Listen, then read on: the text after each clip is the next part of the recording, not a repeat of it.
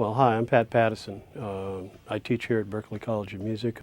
I count myself one of the luckiest people on the planet to have fallen into a job at Berklee College of Music, off the road from a band, and I was able to put together my two great loves in my life, which is the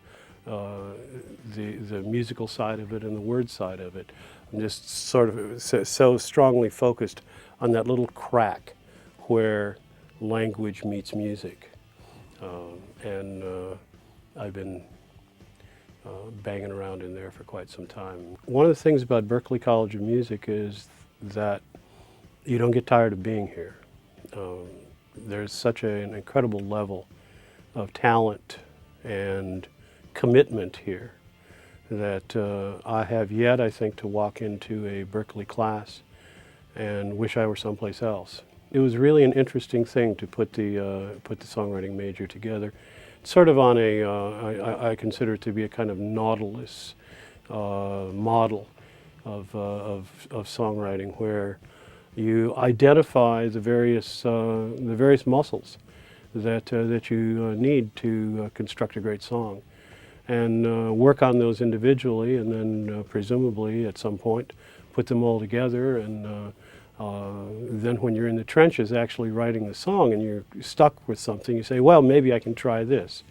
Or, how am I feeling here? Well, I'm feeling a little bit unstable. Okay, so maybe I'll use an odd number of lines, or maybe I'll use an asymmetrical rhyme scheme, or maybe I'll use unequal length lines.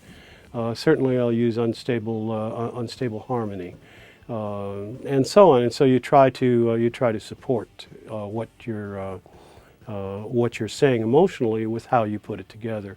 And that's one of the strengths of this department. And also, since the songwriting courses at Berklee Music have evolved out of what we do, it's how the courses there work too. We have a pretty wide range of courses in the online courses, and they're certainly set up also according to this kind of Nautilus approach. And I'm pretty proud of what we do. You know, it'd be nice to take all the credit for it and say, yeah, the faculty here is really great and so on. But really, what's happened here is that we deal with very, very talented, creative students on a daily basis here. And every time somebody plays me a song, one of my students plays me a song, I learn something. And so I'm in the position of receiving all of this stuff. And you know, I try to pay attention and put it together and say, okay, so what can this be a tool for? How can I communicate this? And so always taking stuff in from the students and then trying to make it useful to them. When John Mayer wrote Your Body is a Wonderland, the chorus is, your body is a wonderland, your body is a wonderland, your body is a wonderland. It's 3 times. And because it's 3 times, it feels incomplete. It makes you want to go forward. It creates, as it were, a sense of longing, which is, of course, exactly how you feel when you're in a hotel room with somebody and you haven't started doing anything yet, which is the first verse and chorus. And then the second verse, they're starting to do something, but they're still longing. And again, a 3-line chorus. So that's a tool that's useful, an odd or an even number of lines. And that's part of certainly Jimmy Kachulis's course on song forms, and it's a central part of my tools and strategies course on Berklee Online School. But we're always talking about that connection between what it is that you're trying to communicate emotionally. You can't ever lose the whole thing about heart, about what you're trying to say, about the emotion, about what you're trying to mean. And then you try to put it together. I like to think of the structure, the harmonic or the melodic or the lyric structure, the rhyme scheme, and so on. I like to think of all of that as kind of a film score.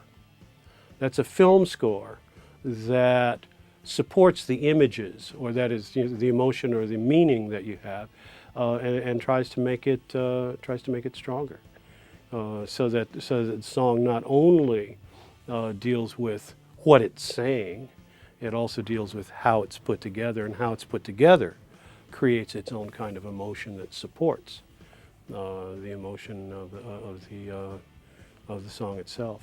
So we've been tinkering with that for the whole time, and I like to think that we've been paying attention, and that we're getting better all the time.